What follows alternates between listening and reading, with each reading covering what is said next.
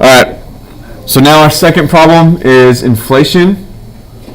That's where we have price levels increasing, and we need some kind of red policy, contractionary, make it stop, to slow it down. So aggregate demand, we want it to decrease with contractionary policies. And now we're going to do the opposite of our expansionary monetary policies. Reserve ratio, we want to raise it. That'll lower excess reserves. That's the money banks can loan out. So multiple deposit expansion will slow down.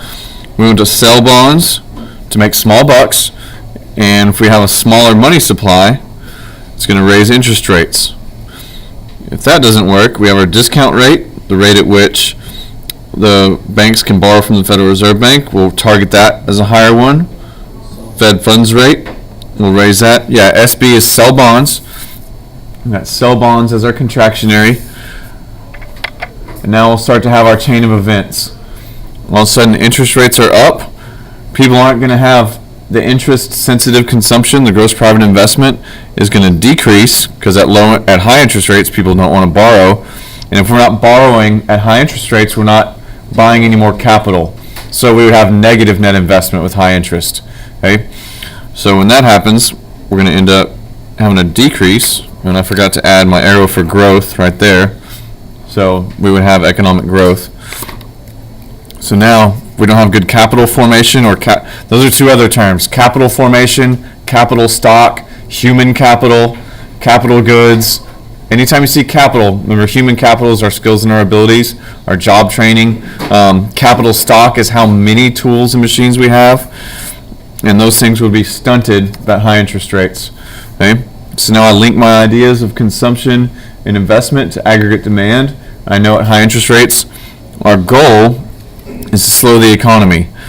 And slowing the economy means price level. So I have to slow GDP or cut jobs, slow GDP to bring prices down. That's going to meet our goal of taking this inflation, decreasing it. Now, unfortunately, what's going to happen to unemployment? It's going to go up. Anytime you slow down GDP, you get people out of their work. You're slowing down the supply side or reducing demand, and people aren't going to make the GDP. So now my expected inflation is going to decrease, because that's what I'm trying to do, will still remain at the natural rate of unemployment. This is the key to this one, this long run. At the long run, the cyclical stuff will go away because we need to get to, people will try to recover. Okay? So interest rates still are going to remain neutral in the long run because we just have to adjust as those things happen. Now our side effect of pulling down inflation is going to be that we cause unemployment to go up. So we have our two policies, we have our four tools, and they have opposite effects. So every time we fix one, we cause something bad with the other. Okay? So we have short-run fixes when they need to happen, and in the long run, we'll settle into those higher prices.